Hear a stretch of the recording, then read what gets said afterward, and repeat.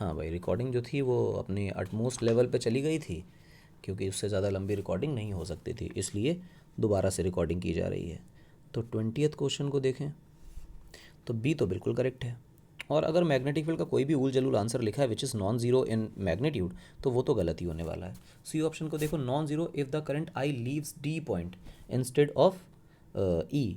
वो कहेगा कि नॉन ज़ीरो होता तो ये नॉन ज़ीरो होता अगर डी पे करंट लीव करता, यहाँ लीव ना करता, ऊपर लीव करता, तो भी 1 2 3 1 2 क्या होता भाई, क्या होता, नॉन ज़ीरो होता क्या, तब भी ज़ीरो होता, तब भी ज़ीरो होता, तब भी ज़ीरो कैसे होता, कोई परेशानी नहीं थी। बेसिकली करंट का रेशियो ही तो है। ये साइड कितनी है, 1 और 2, तो रेजिस्टेंस अगर आर आर मान लो साइड की, तो इधर रेजिस्टेंस कितना है 2R, तो यहाँ पे 1 2 3 साइड, तो रेजिस्टेंस कितना 3R। तो करंट का अगर रेजिस्टेंस का रेशियो 3:2 का है, तो करंट का रेशियो 2:3 का हो जाएगा। तो बेसिकली वो तीन मिलके 2 टाइम्स जनरेट कर रही हैं, ये 2 मिलके 3 टाइम्स जनरेट कर रही हैं, तो रेशियो तो मैग्नेटिक फील्ड का वही रहने वाला है। इसलिए चाहे जहाँ से भी करंट लीव कराओ, सेंटर पे मैग्नेटिक फील्ड क्या रहने वाली है, ज़ीरो।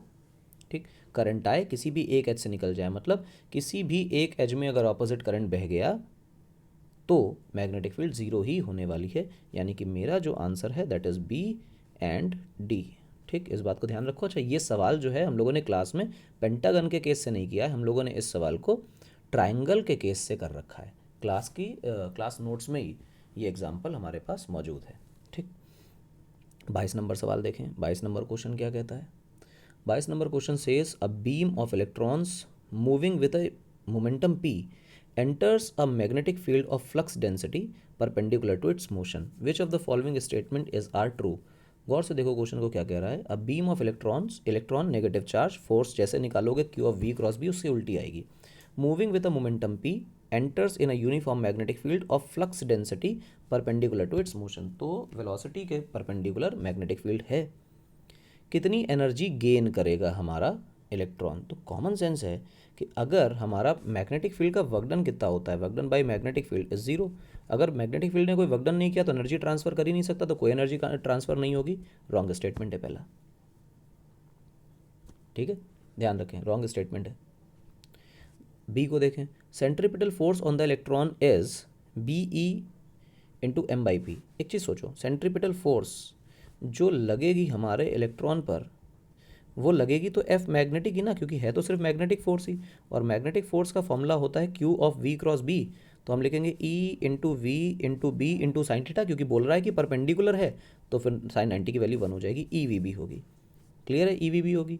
ये सेंट्रीपिटल फोर्स है। अब ये ई वी बी में इन्होंने ई तो दिया है, बी तो दिया है, लेकिन वी नहीं दिया। तो M V is equal to क्या होता है, पी। तो वी की वैल्यू क्या हो गई बेटा, पी बाई एम। तो मैग्नेटिक फोर्स का फॉर्मूला क्या बना, E into P by M times B, और इन्होंने क्या लिखा है, एम बाई पी, ठीक उल्टा लिखा है, यानी ये भी गलत है। रॉन्ग स्टेटमेंट, काट दीजिए।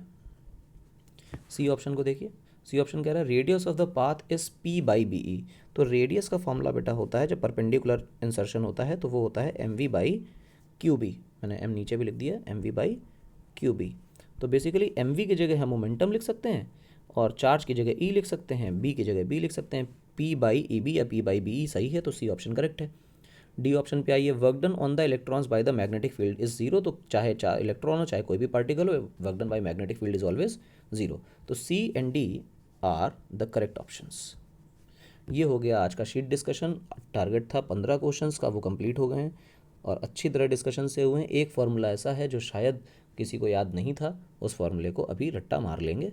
ऐसा कोई क्वेश्चन वैसे तो अब नहीं आते हैं, ये पुराना क्वेश्चन था काफ़ी, और किसी ज़माने में इतने डिफ़िकल्ट क्वेश्चन आते थे, आज नहीं आते हैं। तो कोई इशू नहीं है, करते रहिए। कल मिलेंगे मैग्नेटिज्म के साथ। Thank you.